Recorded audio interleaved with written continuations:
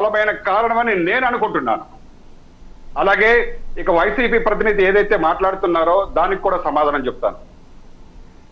జనసేన పార్టీకి సంబంధించిన ఉద్యములు గాని, సాధకులు గాని, ప్రదాతలు గాని ఏ ఒక్కరూ కూడా వీళ్ళు వైసీపీ వాళ్ళు మనసులో వాళ్ళ మనసులు తెలుసుకున్నారేమో నాకు తెలియదు, కానీ పవన్ కళ్యాణ్ గారి మాట జవదాటరు. మా నాయకుడు ఏం చెప్తేనే అది చేస్తాం. అదే మా పార్టీ మాకు నేర్పింది. మా పార్టీ భావజాలం ఏదైతే ఉందో అది తీసుకెళ్లే పనిలో మేము ఉన్నాం.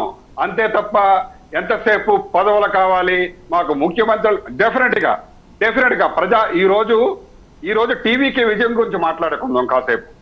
టీవీకి చూస్తే విజయ్ గారు చూస్తే ఒకప్పటి రోజులు వేరు చందు గారు, కానీ ఇప్పటి రోజులు వేరు.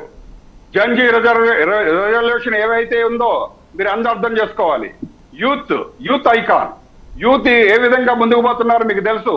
వాళ్ళు చదువుతో పాటు ఈరోజు ఏ విధంగా వాళ్ళ జీవితంలో పైకి రావాలి అనే దాంతో పాటు మమ్మల్ని ఎవరు పరిపాలిస్తున్నారు అనే విషయం చాలా చాలా చాలా జాగ్రత్తగా ప్రతి ఒక్క యూత్ ఈ రోజు అబ్జర్వ్ చేస్తున్నారు.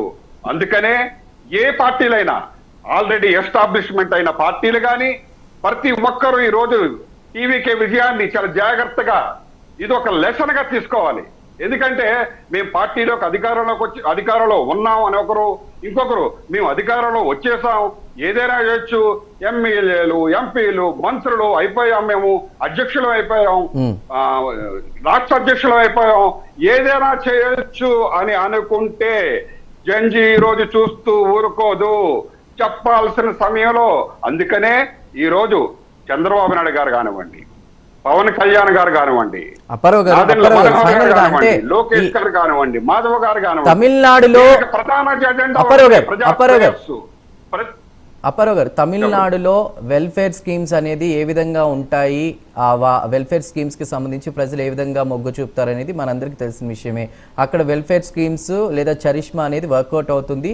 అది ఎంజీఆర్ నుంచి జయలలిత గారి నుంచి మనం చూస్తూ వచ్చాం. అయితే ఇప్పుడు ఇక్కడ ప్రతి రాజకీయ నాయకుడికి ఒక ప్రత్యేకమైన రాజకీయ పరిస్థితులు ఉంటాయి, కానీ పక్క రాష్ట్రంతో పోలిక అనేది ఆంధ్రప్రదేశ్ రాజకీయాలకు సంబంధించి ఎంతవరకు కరెక్ట్? అందున పవన్ కళ్యాణ్ గురించి మాట్లాడు. పక్క